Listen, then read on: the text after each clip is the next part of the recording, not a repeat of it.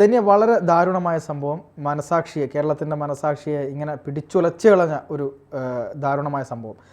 ഷൈനി എന്ന് പറയുന്ന യുവതി തൻ്റെ രണ്ട് മക്കളെയും കൂട്ടി ആത്മഹത്യ ചെയ്യേണ്ടി വന്ന ഒരു ഗതികേടിലേക്ക് അവരെ നയിച്ചു എന്ന് പറയുന്നത് അവരുടെ ഭർത്താവിൻ്റെയും അവർ സ്വന്തം അച്ഛനെയും അമ്മയെയും പോലെ തന്നെ കാണേണ്ട അല്ലെങ്കിൽ അങ്ങനെ കണ്ട അവരുടെ ഇടപെടൽ മൂലമാണ് എന്നും അവസാനം വരെ അവർ പോയി മുട്ടിയ വാതിലുകളൊന്നും അവർക്ക് മുന്നിൽ തുറക്കപ്പെടാതായപ്പോഴാണ് ഈ ഒരു ഇത്തരമൊരു കാര്യത്തിലേക്ക് അവർക്ക് കടക്കേണ്ടി വന്നതെന്നുമാണ് ഇപ്പോൾ പോലീസിൻ്റെയൊക്കെ റിപ്പോർട്ട് വരുന്നത്. എന്താ പറയുക, വളരെ സങ്കടകരമായ അവസ്ഥ. ഇങ്ങനത്തെ നിഷ്ഠൂരന്മാരെ ഭൂമിയിൽ വെക്കരുത് എന്ന് തന്നെയാണ് എൻ്റെ ഒരു അഭിപ്രായം. എന്തൊക്കെയാണ് ഈ ഒരു കാര്യത്തിൽ കൂടുതൽ പാർത്ഥ പറഞ്ഞത് ശരിയാണ്. ഒരുപാട് വാതിലുകൾ മുട്ടിയിട്ടും ഷൈനിക്ക് ഒരു വാതിലും തുറക്കാൻ പറ്റാതെ വന്നപ്പോഴാണ്, ഒരു വാതിലും തനിക്ക് മുന്നിൽ തുറക്കില്ല എന്ന് മനസ്സിലായപ്പോഴാണ് ഷൈനി രണ്ട് മക്കളെയും കൊണ്ട് മരണത്തിലേക്ക് നടന്നു നീങ്ങിയത് എന്നുള്ളതാണ്.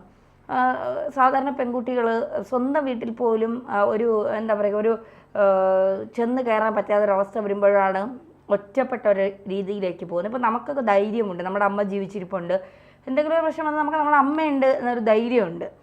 അപ്പോൾ ആ ധൈര്യമാണ് നമ്മളെയൊക്കെ ഒരുപക്ഷെ മുന്നോട്ട് നയിക്കുന്നത്, നടത്തുന്നത് എന്നുള്ളതാണ്. വിളിച്ച് ചോദിക്കാൻ കറക്റ്റ് സമയത്ത് ആഹാരം കഴിച്ചോ, എന്നൊക്കെ പ്രശ്നം എന്തെങ്കിലും ഉണ്ടോ, ഈവൻ മെഡിസിൻ്റെ ഡേറ്റ് പോലും എഴുതി വയ്ക്കുന്നതും ഡേറ്റ് കറക്റ്റ് ദിവസം മെഡിസിൻ ഇന്ന് നിർത്തണം എന്ന് പറയുന്നത് പോലും അമ്മയാണ്. ഡെയിലി രാത്രി വിളിക്കുമ്പോൾ ആദ്യം ചോദിക്കുന്നത് ഫുഡ് കഴിച്ചോ, മെഡിസിൻ കഴിച്ചോ, വേറെ കുഴപ്പമൊന്നുമില്ലല്ലോ, നീ ഒറ്റയ്ക്കല്ലല്ലോ, ഇങ്ങനെ ചോദിച്ചിട്ടാണ് അമ്മ ഉറങ്ങുന്നത്. അപ്പോൾ അമ്മ ജീവിച്ചിരിക്കുന്നത് വരെയാണ്, അമ്മയും അച്ഛനും ജീവിച്ചിരിക്കുന്ന കാലം വരെയാണ് നമ്മൾ അനാഥരല്ലാത്തത്. അത് കഴിയുമ്പോൾ നമ്മളെല്ലാം, ഇനി ഭർത്താവുണ്ടെങ്കിലും മക്കളുണ്ടെങ്കിലും ആരുണ്ടെങ്കിലും നമ്മൾക്ക് അനാഥർ തന്നെയാണ് എന്നുള്ളതാണ്. ഇവിടെ ഷൈനിയെ സംബന്ധിച്ചിടത്തോളം ഷൈനിയുടെ അച്ഛൻ നോബിയെ പോലെ തന്നെ സ്വന്തം വീടിനകത്തും ഷൈനി ഒറ്റപ്പെട്ട അവസ്ഥയിലായിരുന്നു എന്നുള്ളതാണ്. അല്ലെങ്കിൽ പിന്നെ സ്വന്തം വീട്ടിൽ നിൽക്കുന്ന ഒരു സ്ത്രീ രണ്ട് മക്കളെയും കൊണ്ട് ആത്മഹത്യയിലേക്ക് നടന്നു നീങ്ങില്ല എന്നുള്ളതാണ്. ഇതിനെക്കുറിച്ച് 2-3 ദിവസം മുമ്പ് ജോർജ് ഉള്ളാട്ട് എന്ന് പറയുന്ന ഒരാൾ ഒരു ഫേസ്ബുക്ക് പോസ്റ്റ് ഇട്ടിരുന്നു. അദ്ദേഹം പറയുന്നത് ഇങ്ങനെയാണ്: പാഞ്ചോ എന്ന് വീട്ടുകാർ വിളിക്കുന്ന ഏറ്റുമാനൂർക്കാരൻ ഫ്രാൻസിസ് സ്വിറ്റ്സർലൻഡിലും ഓസ്ട്രേലിയയുമായി 16 വർഷം നേഴ്സിംഗ് സേവനം ചെയ്ത ശേഷം യൂറോപ്പിലെ തണുത്ത കാലാവസ്ഥ മകന് അലർജി ഉണ്ടാക്കുന്നത് മൂലം 6 വർഷം മുൻപ് നാട്ടിലേക്ക് മടങ്ങി. എന്നാൽ ആതുര സേവനം തുടരുവാനും ഉപജീവനത്തിനുമായി പാഞ്ചോ വീടിന് സമീപം ഏറ്റുമാനൂർ നൂറച്ച് കവലയിൽ റോസ മിസ്റ്റിക്ക എന്നൊരു പാലിയേറ്റീവ് കെയർ ഹോം ആരംഭിച്ചു. ഏറ്റവും ആധുനിക സൗകര്യങ്ങളും രാജ്യാന്തര നിലവാരവുമുള്ള രോഗപരിചരണ കേന്ദ്രമായ റോസ മിസ്റ്റിക്കയിൽ ഇപ്പോൾ 40 അന്തേവാസികളുണ്ട്. സ്വദേശത്തും വിദേശത്തുമായി ഇതേ മേഖലയിൽ ദീർഘകാലത്തെ സേവന പരിചയമുള്ള 18 നേഴ്സുമാർ ഉൾപ്പെടെ 43 ജോലിക്കാരുള്ള സ്ഥാപനം. 40 അന്തേവാസികളെ ശുശ്രൂഷിക്കാൻ 43 പേരുണ്ട് എന്നെടുത്തു പറയുന്നത് അത് ആ സ്ഥാപനത്തിന്റെ നിലവാരത്തിന്റെ സൂചകമായാണ്. രോഗികൾക്കായി പാഞ്ചോ ഹൈഡ്രോളിക് ചക്രങ്ങളുള്ള കട്ടിലുകളും ചക്രക്കസേരകളും ആധുനിക ക്ലോസറ്റുകളും ഇറക്കുമതി ചെയ്ത യൂറോപ്പിലേതുപോലെ എല്ലാ അത്യാധുനിക സൗകര്യങ്ങളും ഒരുക്കി. എങ്കിലും ശുചീകരണ വിഭാഗത്തിലെ ചില ജോലിക്കാർക്ക് ഇതെല്ലാം ഒന്ന് പഠിച്ച് പ്രാവർത്തികമാക്കാൻ തുടക്കത്തിൽ കഴിഞ്ഞില്ല. വലിയ വിദ്യാഭ്യാസമോ ഇത്തരം തൊഴിൽ പരിചയമോ ഇല്ലാത്ത സാധാരണ ഗ്രാമീണരാണ് പലരും. ബയോവേസ്റ്റ് മാത്രമേ ബയോഗ്യാസ് പ്ലാന്റിൽ നിക്ഷേപിക്കാവൂ എന്ന് ആവർത്തിച്ചു നിഷ്കർഷിച്ചിട്ടും അത് ശ്രദ്ധിക്കാതെയും കുഴപ്പങ്ങൾ അറിയാതെയും ജോലിക്കാർ പ്ലാസ്റ്റിക്കും ഇലകളും ഉൾപ്പെടെ പലതും അതിൽ നിക്ഷേപിച്ചതുകൊണ്ട് പ്ലാന്റിന്റെ പ്രവർത്തനം തകരാറിലായി. ഡ്രെയിനേജ് ബ്ലോക്കായി. ഗ്യാസിന് പകരം ടാങ്കിൽ നിന്ന് മാലിന്യം തന്നെ പുറത്തേക്ക് ഒഴുകി ദുർഗന്ധമായിരുന്നു. പ്ലാന്റ് ഉണ്ടാക്കിയവരെ പാഞ്ചോ കാര്യം അറിയിച്ചു. അവർ വന്ന് പറഞ്ഞു, അതെ, എല്ലാം കൂടി അകത്ത് വീണം കട്ട പിടിച്ചു, അതെല്ലാം വാരിക്കളഞ്ഞിട്ട് പുതിയതുണ്ടാക്കണം, 2-3 ദിവസം പിടിക്കും. ഒരു മതിൽ പങ്കിടുന്ന അയൽക്കാരൻ കുര്യാക്കോസ് എന്ന മധ്യവയസ്കൻ അന്ന് പാഞ്ചോയോട് പറഞ്ഞു, നിന്റെ പ്രസ്ഥാനം ഞാൻ പൂട്ടിച്ചിരിക്കും, ഡൽഹിയിൽ പോയിട്ടാണെങ്കിലും ഞാൻ പൂട്ടിക്കും, നോക്കിക്കോ. പാഞ്ചോ പറഞ്ഞു, ചേട്ടാ, ജോലിക്കാർക്ക് അബദ്ധം പറ്റിയതാ, ഉടനെ നന്നാക്കും. എത്രയും വേഗം അത് ശരിയാക്കാനുള്ള പണികൾ തുടങ്ങിയപ്പോഴേക്കും അതിരുമ്പുഴ ഹെൽത്ത് വകുപ്പിന്റെ ഉദ്യോഗസ്ഥരെത്തി. വനിതാ ഹെൽത്ത് ഇൻസ്പെക്ടർ പാഞ്ചോയോട് പറഞ്ഞു, നിങ്ങളുടെ സ്ഥാപനത്തിലെ ടാങ്ക് പൊട്ടിയൊഴുകിയിട്ട് ദുർഗന്ധം പരക്കുന്നതായി പരാതി വന്നിട്ടുണ്ട്, അന്വേഷിക്കാൻ വന്നതാ.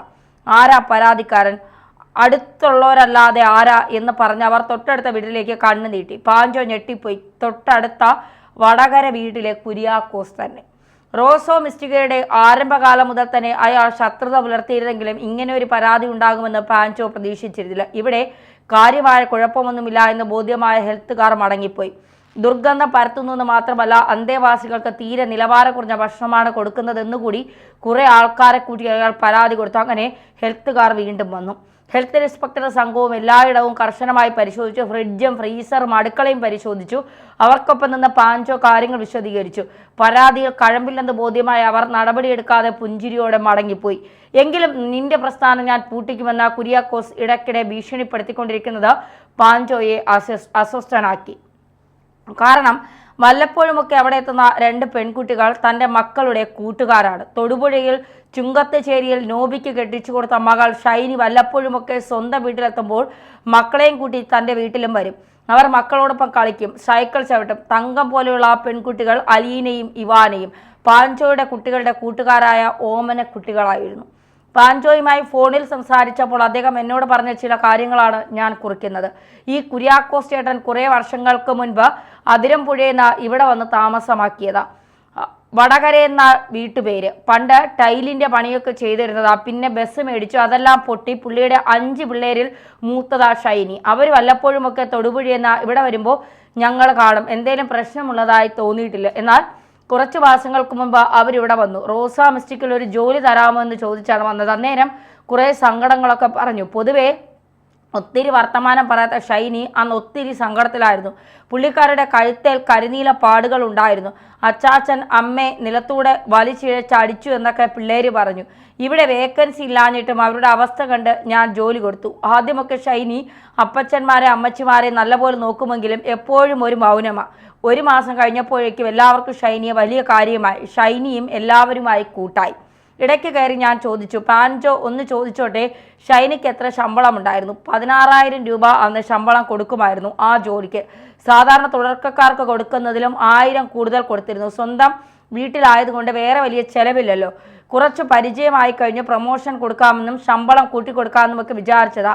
റോസ മിസ്റ്റിക്കയുടെ കുറച്ചുകൂടെ ഒരു വലിയ യൂണിറ്റ് കോട്ടയത്ത് തുടങ്ങാൻ പണി നടക്കുന്നുണ്ട്. 3-4 മാസം കഴിഞ്ഞ് അത് സ്റ്റാർട്ട് ചെയ്യും. അന്നേരം ഷൈനി അവിടെ നേഴ്സാക്കി വെക്കാൻ ഉദ്ദേശിച്ചതാ. അപ്പം പിന്നെ ഈ കുര്യാക്കോസിനെ കൊണ്ട് സമയമില്ലല്ലോ, എന്ത് ചെയ്യാനാ? അങ്ങനെ 4 മാസം കഴിഞ്ഞ് ഒരു ദിവസം ഷൈനി പറഞ്ഞു, അവനെതിരെ ഞാൻ കേസ് കൊടുത്തിരിക്കുക, അതുകൊണ്ട് നീ ഇവിടെ ജോലിക്ക് പോകണ്ടെന്ന് അപ്പൻ പറഞ്ഞു. അതുകൊണ്ട് സാറേ എനിക്കിനി ജോലിക്ക് വരാൻ പറ്റില്ല.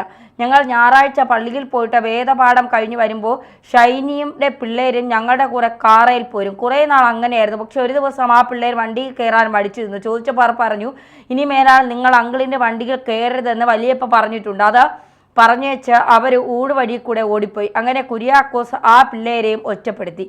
ഞങ്ങളോട് മിണ്ടാൻ പോലും പിള്ളേർ നിൽക്കുകയല്ല. കാരണം വലിയപ്പയെ പേടിയോ, അത്രയ്ക്ക് ദുഷ്ടനാ അയാൾ. സത്യത്തിൽ 9 മാസമായിട്ട് സ്വന്തം വീട്ടിൽ നിന്ന് പോലും അവർക്കൊരു സമാധാനമില്ലായിരുന്നു. എത്രയുമൊക്കെ കേട്ടപ്പോൾ ഞാൻ ആകെ അസ്വസ്ഥനായി. കൊച്ചുമക്കൾ കൂടെ ഉള്ളപ്പോഴാണല്ലോ അപ്പൂപ്പനും അമ്മൂമ്മയ്ക്കുമൊക്കെ ഏറ്റവും സന്തോഷം. എന്നിട്ടും ആ മാലാഖ കുഞ്ഞുങ്ങളെ ഒരു ഭാരമായി കണ്ട ആ ദുഷ്ടൻ മകളോട് പറഞ്ഞു, നീ എവിടെയെങ്കിലും ജോലിക്ക് പോകാൻ പിള്ളേരെ വല്ല ഹോസ്റ്റലിലും ആക്കിക്കൊള്ളണം. വലിയപ്പൻ എന്ന നിലയിൽ അയാൾ എന്തായിരുന്നു പറയേണ്ടത്? ഷൈനി, നീ ഒന്നുകൊണ്ട് വിഷമിക്കേണ്ട. നിനക്ക് പഠിക്കാനോ ജോലിക്കോ എവിടെ വേണമെങ്കിലും പൊക്കോ മോളെ. ഈ കുഞ്ഞുങ്ങളെ ഞങ്ങൾ നോക്കിക്കോളാം. അങ്ങനെ ഒരു കരുതലിൻ്റെ വാക്ക് കേൾക്കാൻ ആ പാവം മോൾക്കും കുഞ്ഞുമക്കൾക്ക് ഭാഗ്യമുണ്ടായില്ല. പാഞ്ചോ പറഞ്ഞു, എൻ്റെ ഭാര്യ ലൂസിക്ക് ഷൈനിയോട് 1/2 മണിക്കൂർ മിണ്ടാൻ കിട്ടിയിരുന്നുവെങ്കിൽ ഇങ്ങനെയൊന്നും സംഭവിക്കില്ലായിരുന്നു. പക്ഷേ അതിനുള്ള സ്വാതന്ത്ര്യമില്ലല്ലോ, അവസരവും കിട്ടിയില്ല. ഒടുവിൽ അവൾ അപ്പച്ചൻ പറഞ്ഞ പോലെ ഹോസ്റ്റൽ തേടി ഇറങ്ങി. അവരെ എവിടെയെങ്കിലും ആക്കിയിട്ട് വേണം പഠിക്കാൻ, എന്നിട്ട് വേണം ജോലിക്ക് പോകാൻ. ഹോസ്റ്റൽക്കാർ പറഞ്ഞു, ഇത്രയും ചെറിയ പിള്ളേരെ നോക്കാൻ ഇവിടെ പറ്റില്ല, കുറച്ചുകൂടെ കഴിഞ്ഞിട്ട് നോക്കാം. പിള്ളേർ വളർന്ന് വലുതാകുന്നത് വരെ ഷൈനി എവിടെ പോകും? അന്ന് അവൾ കൂട്ടുകാരി ജെസ്സിക്ക് ഒരു ശബ്ദ സന്ദേശം അയച്ചു. രഹസ്യം പറയുന്നത് പോലെ തീരെ ശബ്ദം താഴ്ത്തിയാണ് അവൾ പറഞ്ഞത്. വീട്ടിൽ ആരെങ്കിലും കേൾക്കുമോ എന്ന് ആ സാധു പേടിച്ചു കാണും. ഇത്രയും നിസ്സഹായായ, ഒറ്റപ്പെട്ടും അവഗണിക്കപ്പെട്ടു പോയ ഒരു സാധു വീട്ടമ്മ സ്വന്തം വീട്ടിൽ പോലും അപ്പനെയും അമ്മയും പേടിച്ചാണ് ജീവിച്ചതെന്ന് വേണം കരുതാൻ. ആരൊക്കെ പുറന്തള്ളിയാലും ആത്മവിശ്വാസത്തോടെ കയറിച്ചെല്ലാവുന്ന ഇടമാണ് പിറന്നു വീട് എന്ന സാമാന്യ ധാരണ അവളുടെ കാര്യത്തിൽ തെറ്റായിപ്പോയി. അതോടെ പ്രത്യാശകളെല്ലാം അവസാനിച്ചു. പിള്ളേരെയും കൊണ്ടുപോയി ചാകടി എന്ന അന്ന് രാത്രിയിൽ ഭർത്താവും കൂടി പറഞ്ഞത് ഏറെ നാളായ ഷൈനി ചിന്തയിൽ കൊണ്ടു നടന്ന് വിചാരിക്കുന്ന കടുംകൈക്ക് മേൽ ആണിയടിക്കലുമായി. അക്കാര്യം രാത്രിയിൽ തന്നെ പിഞ്ചോമനകളോടും പറഞ്ഞു കാണും. അവരെ കൊണ്ട് മകൻ എഡ്വിനെ വിളിപ്പിച്ച് പറയിപ്പിച്ചു, ഞങ്ങൾ പോകുന്നു ചേട്ടായി, ഇനി നമ്മൾ തമ്മിൽ കാണില്ല. എന്താണ് ഉദ്ദേശിച്ചെന്ന് അവനപ്പോൾ പിടികിട്ടില്ല.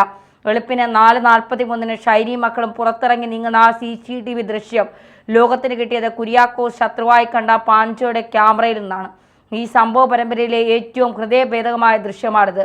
ചുരുണ്ടുകൂടി മൂടിപ്പിതച്ചു കിടന്നുറങ്ങാൻ ഏതൊരു കുഞ്ഞും ഇഷ്ടപ്പെടുന്ന ആ കുളിരുള്ള പുലർച്ചയ്ക്ക് സ്വന്തം അമ്മ തന്നെ പിഞ്ചു കുഞ്ഞുങ്ങളെ ബലമായി പിടിച്ചു വലിച്ചു മരണത്തിലേക്ക് കൊണ്ടുപോകുന്ന കാഴ്ച ഇനി എന്നും നോവായി, നീറ്റലായി, വിങ്ങലായി, ഉണങ്ങാത്ത വ്രണമായി നമുക്കൊപ്പം ഉണ്ടാകും. ആ രാത്രി ഷൈനി ഒരു പോള കണ്ണടച്ചിട്ടുണ്ടാവില്ല. കുട്ടികൾ ഒന്നും അറിയാതെ ഉറങ്ങിയിരിക്കാം. വിളരും മുമ്പേ അമ്മ വിളിച്ചുണർത്തിയത് അവർക്ക് ഇഷ്ടപ്പെട്ട് കാണില്ല. എപ്പോഴെങ്കിലും ഷൈനിയുടെ ഉള്ളിൽ കുടിയേറിയ ആ കടുങ്കൈ വിചാരത്തെ പുറത്താക്കാൻ ഒരു പരിശുദ്ധാത്മാവ് പറന്നിറങ്ങിയില്ലല്ലോ എന്നോർത്ത് നാം ദൈവത്തോട് പോലും പരിഭവിച്ചു പോകുന്നു. മരിച്ചവരിൽ ഏതെങ്കിലും ഒരാൾ ജീവിതത്തിലേക്ക് തിരിച്ചു വന്നിരുന്നുവെങ്കിൽ എന്ന് ഞാൻ എൻ്റെ അപ്പനമ്മമാരെക്കുറിച്ചോ സഹോദരങ്ങളെക്കുറിച്ചോ ആഗ്രഹിച്ചിട്ടുണ്ടോ? പ്രാർത്ഥിച്ചിട്ടേയോ ഇല്ല. എന്നാൽ അടുത്ത കാലത്ത് ഞാൻ ചിലരെക്കുറിച്ച് അങ്ങനെ ആഗ്രഹിച്ചു പോകുന്നു. ആദ്യം സിദ്ധാർത്ഥനെ കുറിച്ചാണ്. കാരണങ്ങൾ ഞാൻ എടുത്തു പറയേണ്ടതില്ല. പിന്നെ ഷൈനി, അലീന, ഇവാന എന്നിവരെക്കുറിച്ചും. ജീവിക്കാൻ കൊതിച്ച ഒത്തിരി സ്വപ്നങ്ങൾ നെയ്തവരായിരുന്നു അവർ. സിദ്ധാർത്ഥനെ ഒരു കൂട്ടം പിശാചുക്കൾ കൊന്നു. ഷൈനിയെ സാഹചര്യങ്ങൾ കൊന്നു. അത് ആത്മഹത്യയല്ല, കൊലപാതകമാണ്. ഒരു ഭാര്യ, സഹോദരി, മകൾ എന്നൊക്കെയുള്ള നിലയിൽ അവൾ അർഹിച്ചിരുന്നതും അവൾക്ക് ആവശ്യമായിരുന്നതും കൊടുക്കാത്ത കുടുംബാംഗങ്ങളും കൂട്ടുകാരും സ്ഥാപനങ്ങളും ഉൾപ്പെടുന്ന ഈ സമൂഹമാണ് അവരെ കൊന്നത്. കരുണയുടെ കനിവിൻ്റെ ഒരു തുള്ളി വീഴ്ത്തണം ലോകമേ. ഇങ്ങനെയാണ് അദ്ദേഹം എഴുതി തീർക്കുന്നത്. സത്യത്തിൽ ഇതൊക്കെ കേൾക്കുമ്പോൾ തീരെ ഒറ്റപ്പെട്ട് മാനസികമായി തകർന്ന നിലയിലാണ് അവർ മരിക്കാൻ തീരുമാനിച്ചത് എന്നുള്ളതാണ്. ഇതിൽ ഭർത്താവ് മാത്രമല്ല, ഷൈനിയുടെ വീട്ടുകാരും കുറ്റക്കാരാണ്. അവരും ഷൈനിയെ മാനസികമായി ഉപദ്രവിച്ചിട്ടുണ്ടെങ്കിൽ തീർച്ചയായിട്ടും അവർക്കെതിരെ നടപടി ഉണ്ടാകണം. തീർച്ചയായിട്ടും.